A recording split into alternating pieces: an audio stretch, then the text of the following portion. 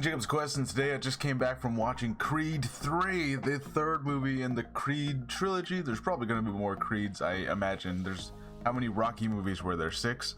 Anyways, this is going to be a full spoiler review. I'm not going to break down the entire plot, but I'm just going to go through various things.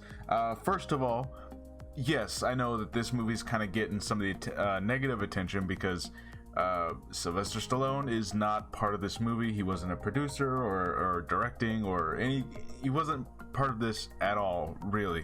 And so of course that means he does not show up in the story. And I'm gonna say it right now, I think because of the way Creed 2 ended, it ended with Rocky Balboa going off and reuniting with his son and meeting his granddaughter for the first time. I think because they nailed that ending for his character, it really feels fine that he's not here. I did not miss Rocky Balboa watching this movie at all. I didn't have any kind of scenes where I was like, man, Rocky Balboa should be here any minute now. Like, I didn't feel that at all, you know? Like, this very much felt like we moved on from Rocky Balboa, and it's okay, because, you know what I mean? Like, his character did not need to come back and have like one last epic speech or something. It's like he's with his granddaughter, he's with his son, he's fine, you know, like let his character have a happily ever after. So anyways, just to get that out of the way, I did not miss Rocky Balboa at all, you know, like the story wasn't missing him, everything seemed fine without him. So I feel like we can safely say that the franchise has taken a step past Sylvester Stallone. Obviously, he could always come back. They could always, you know, if he patches things up with that producer or whatever, whoever he's fighting with behind the scenes, you know, he could always come back. But he's not a requirement. He's not necessary for this franchise to continue. And yeah, just this third movie, they did it, man. This Creed right here, I would say it is just as good as the second movie. I really liked that. In fact, it's probably just as good as the first movie even.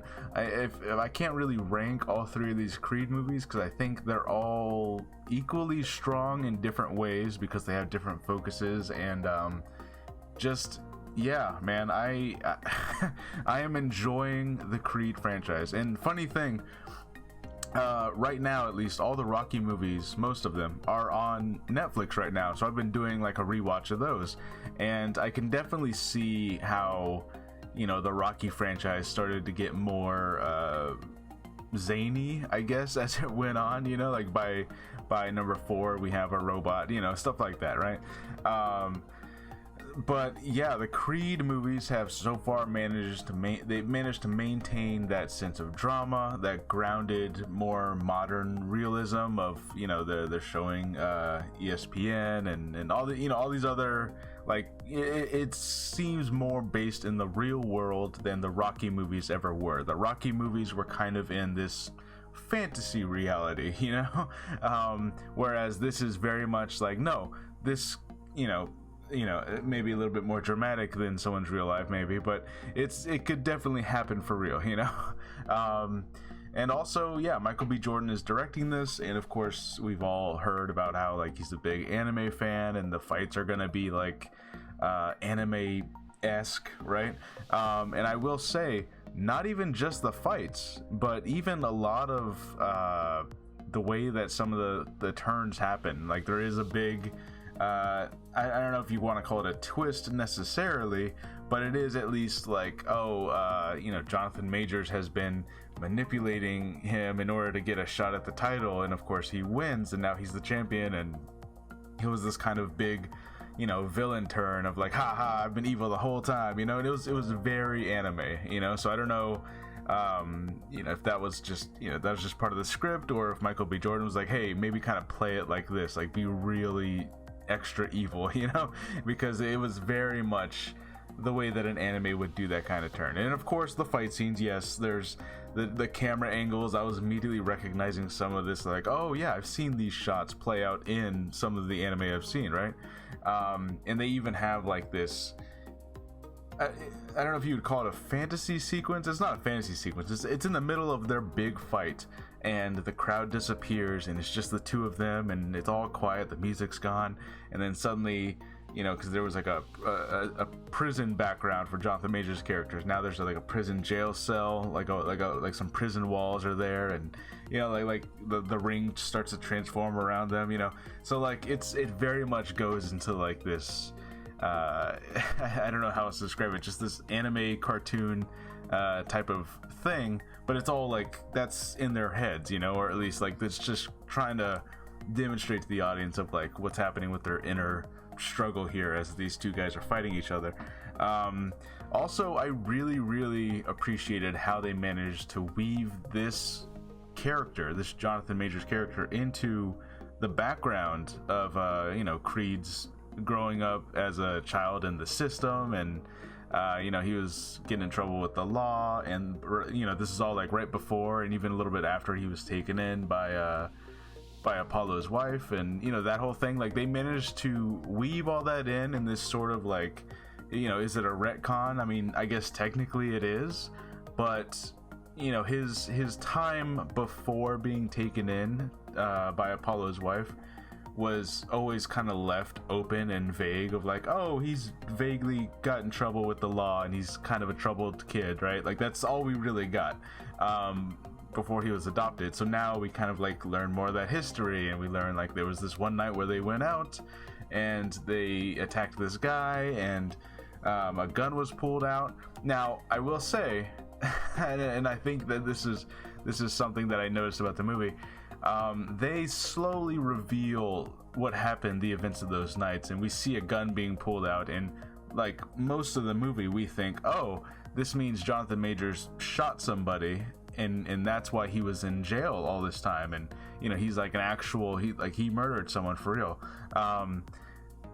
That turns out to not be the case. He pulled the gun out and the cops got there and they arrested him, but he never actually pulled the trigger.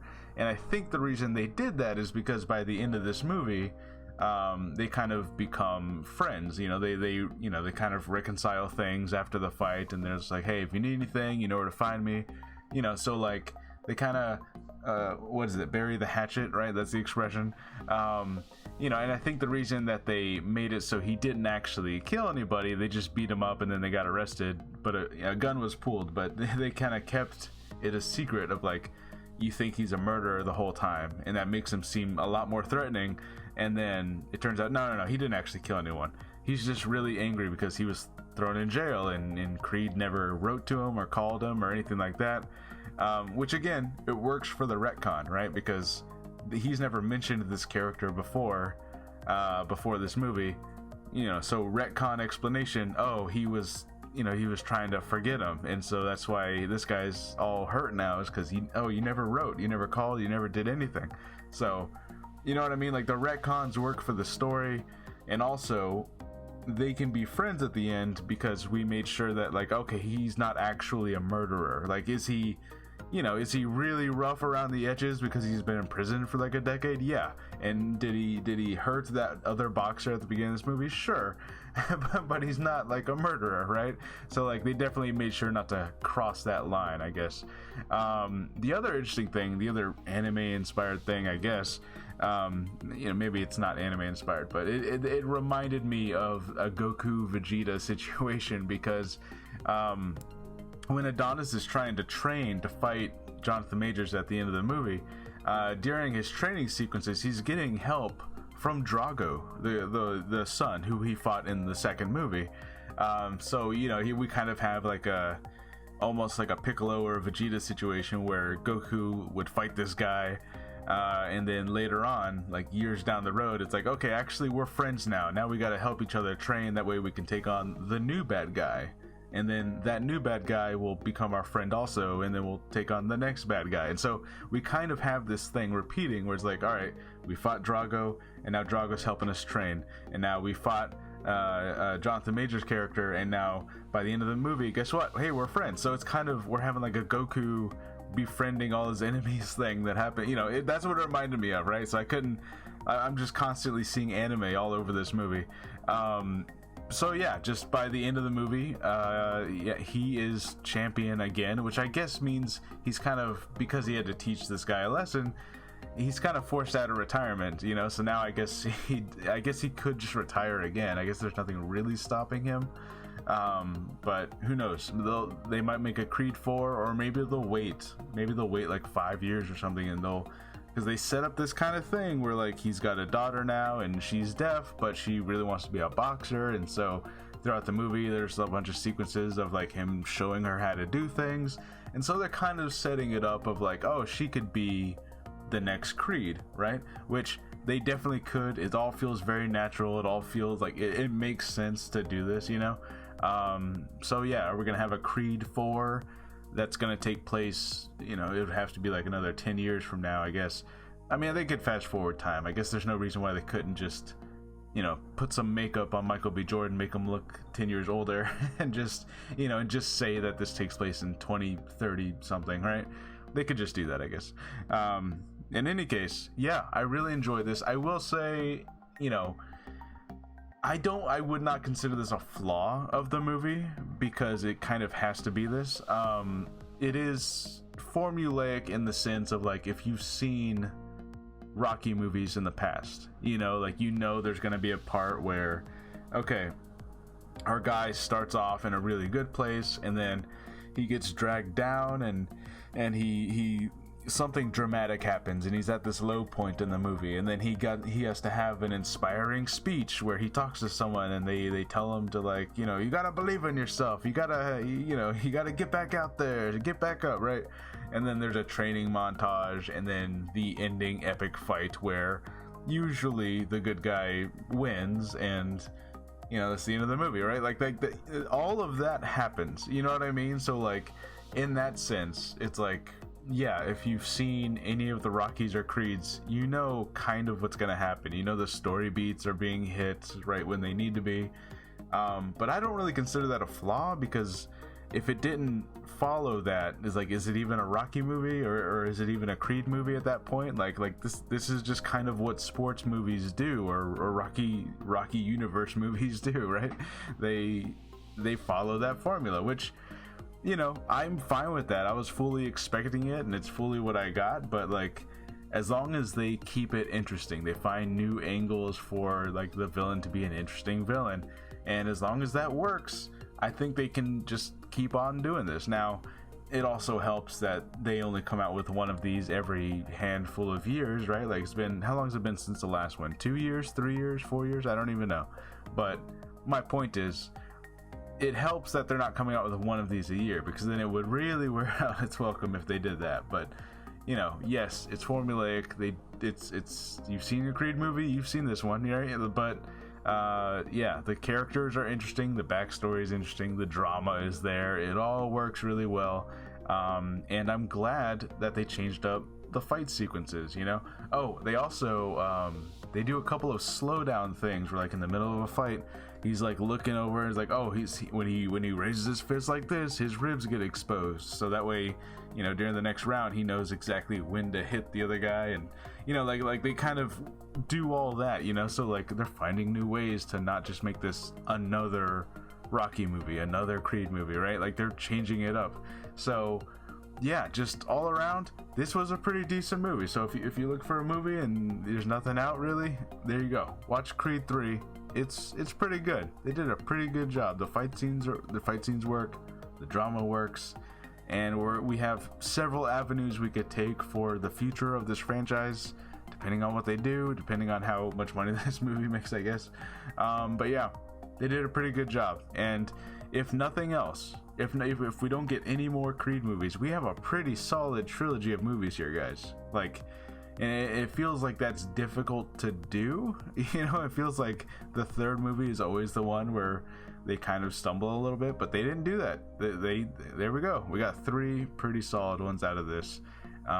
We'll see if they make a 4th one, but if they don't, I'm fine. Like, I think like they did a good job, guys. They got it. Yeah. Oh, also the soundtrack, right? Like, you got to go check out the soundtrack for this movie. Like, just every montage, every like fight entrance, whoever, you know, they walk down the hallway, and then the lights go out, and the crowd's going crazy, and the music starts playing. Like, you know, like, now I got to go look at this soundtrack now. Anyways, yeah, had a good time. Really enjoyed this one. Let me know what you guys think, and I'll see you guys later. Bye.